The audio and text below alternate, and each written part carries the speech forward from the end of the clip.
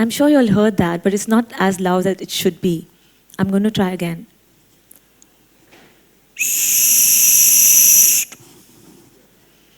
You won't believe it, but this is supposed to be a deafening sound. And not many of us can hear it. In fact, humans cannot hear the capacity of this dog whistle because it plays at a higher frequency. This sound goes unheard of in the human ear because they just can't hear it. For me, this phenomena is so similar to the fact that we all can't hear the heart-wrenching, blood-curdling screams of the millions of girls who are lost in the dark world of sex trafficking. Friends, I'm an artist, I'm a photographer, and I'm the founder of the Missing Campaign. And today I'm going to share with you my journey in this space.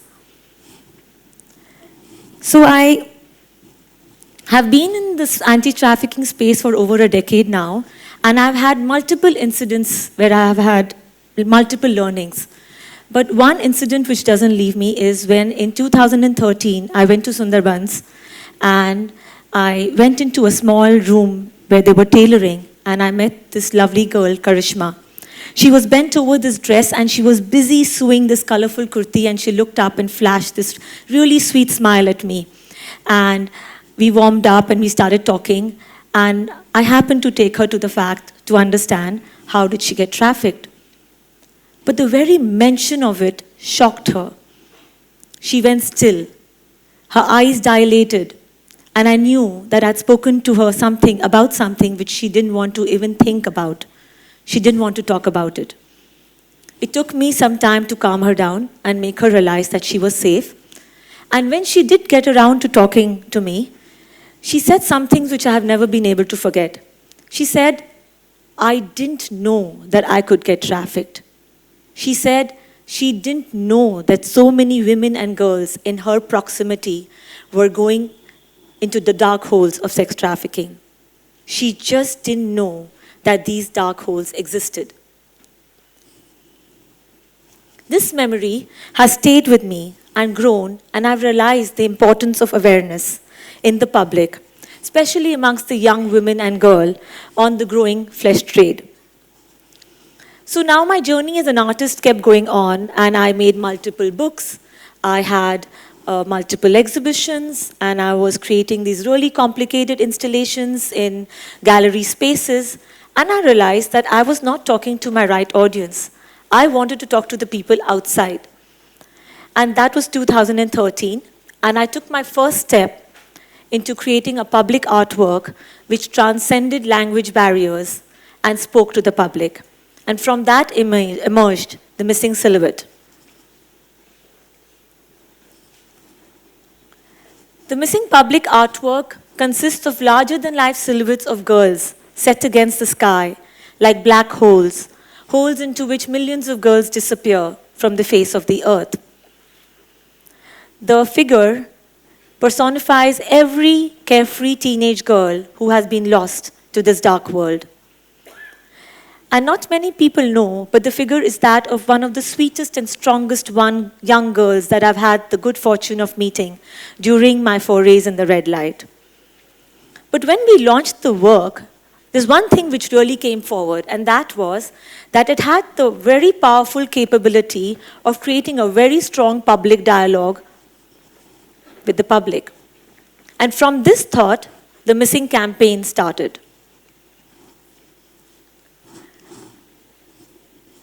We have the missing silhouette here. How many of you all have seen it?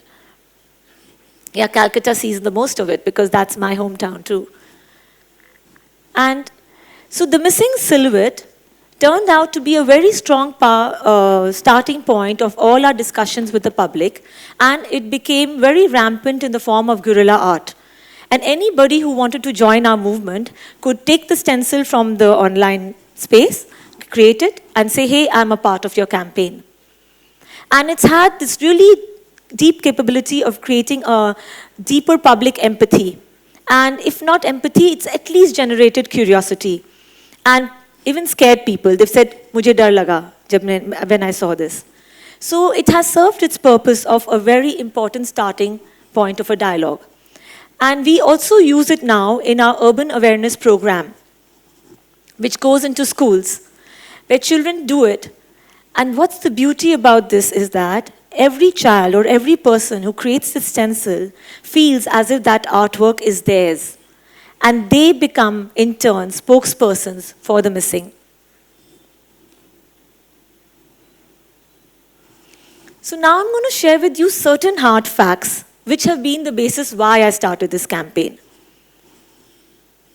16 million are victims of sex trafficking in India today.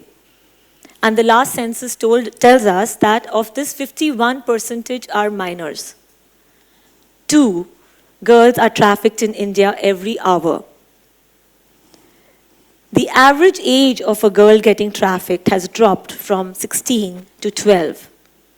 And that it is around 7-year-olds that actually fetch the highest prices in the sex slave market. South Asia, with India at its hub, is one of the fastest growing human trafficking regions in the world today. So though I've been now in this space for the last few years, we have made many rescues. We have had 2 very successful crowdfunding campaigns to raise awareness on the issue. We've educated hundreds of school children on sex trafficking. We still see it's hard to ignore the fact that these rates are still rising. In 2015 and 16, India saw a 25% increase in the rates of human trafficking. And that's 2015 and 16. You must remember that. So there are a number of reasons why this is happening. And the very basic premise of this is that our laws are very weak. There is a saying that in India, it's more likely that you're going to be struck by lightning than to be caught if you're a trafficker and put behind bars. So all this has led me to make some very basic observations of why this industry is moving in the way it is. And one of the most important one out here which I found out is that, to start with, that trafficking is demand-driven. Where there is a demand being created by the public, it's supplied by the trafficker. And the demand maker has no age bar. It could be anyone from an adolescent to an 80-year-old. So these lucrative gains and these low risks make it such a lovely place for traffickers to zoom in and work and make money. High profits, low risks. Secondly, another important factor is the very language which we use to describe the scenario, that actually it's a breeding ground for more people to get trafficked. So when we use words like prostitution and whores, we are immediately making it seem as if the victim itself or himself is choosing to be exploited. Because you think every prostitute out there is standing there of her own free will. Don't we all? So we are actually making it seem as if the victim is choosing to be exploited. And this itself sort of makes it so easy for the public to go guilt-free and increase the demand. And on the other hand, the trafficker is really benefiting from the fact that the blame is shifting from the exploiter to the exploited. We must understand and we must say that anybody who makes profits of selling human beings is not a pimp. He's not a businessman. He is a trafficker and he is an exploiter. Challenging these phrases will be the first step for all of us to shake the status quo. Talking about euphemisms, let's talk about the word sex work. So in this new generation, everybody might think it's a choice. They might say in our new ideals, it's sexual liberation. There is no wrong with sexual liberation, but if it is confused with the fact that you might be coerced into a place of no choice, and it's far from liberation. And this so-called space is ridden with abuse. It's ridden with emotional abuse, it's ridden with physical abuse, and it's ridden with substance abuse. And another fact I'm throwing at you, that any girl and woman in this space actually has a 12% higher mortality rate than any other workspace. So that itself explains to you why should sex work not ever be called work.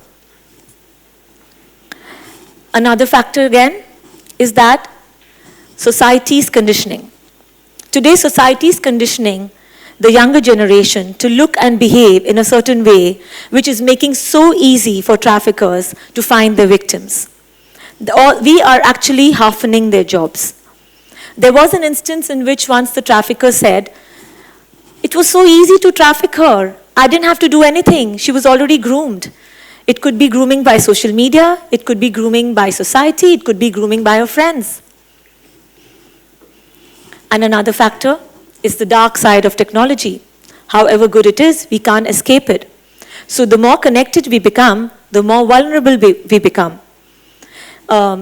Because of this dark side of technology, it's becoming even more difficult to track traffickers, and it's at the same time becoming equally easy for a trafficker to find the victims.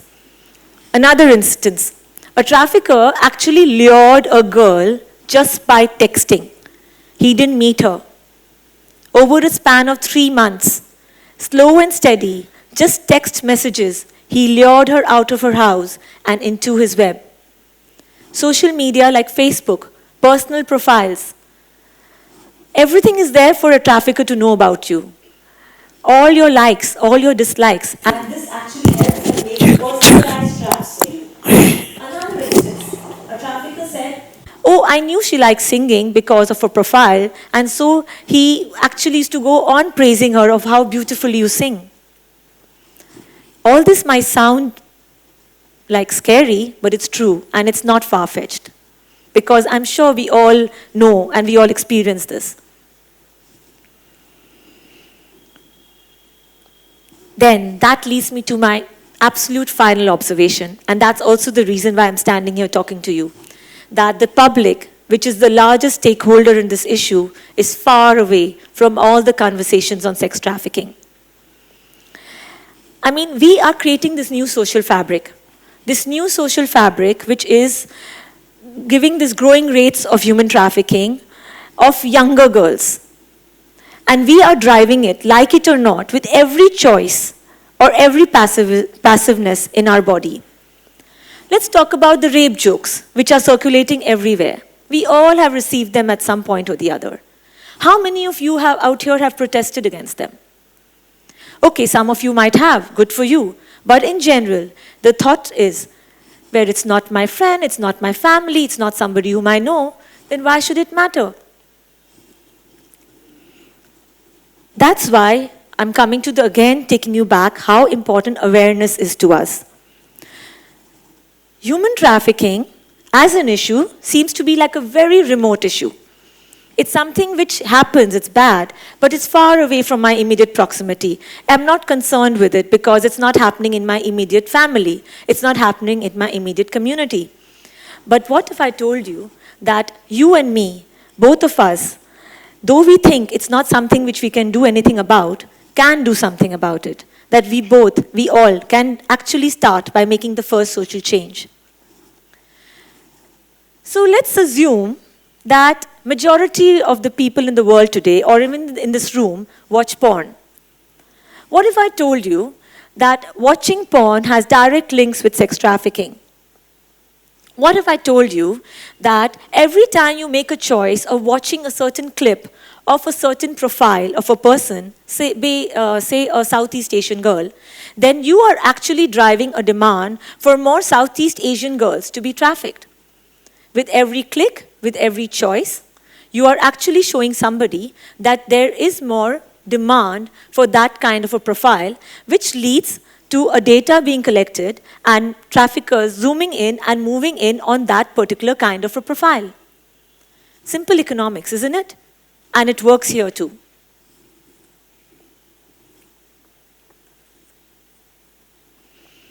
Why am I driving in the importance of awareness?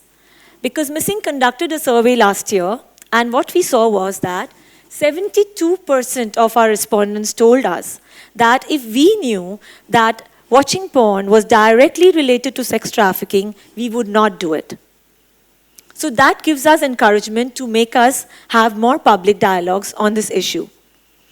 So now I'm concluding that it's safe to assume that a systematic awareness on the fact of the role we play in the growing demand and a systematic awareness to understand the different ways one can get trafficked can actually lead to systematic prevention, right? So, another thing I would like to understand is, though we all know it, we all are still choosing to be silent. Suppose I tell you that in your silence too, you are perpetuators of the crime. Suppose I tell you that every time you are silent and you're inactive and you're passive, you are part of the consumer who's creating the demand. And you're actually a catalyst for the next victim to get trafficked. It's sad, right? That we all are choosing to remain silent. So, we must understand that in our passivity, we too are creating a demand. And it's very important to break this silence and make exploitation and trafficking a part of mainstream conversation, just like environment.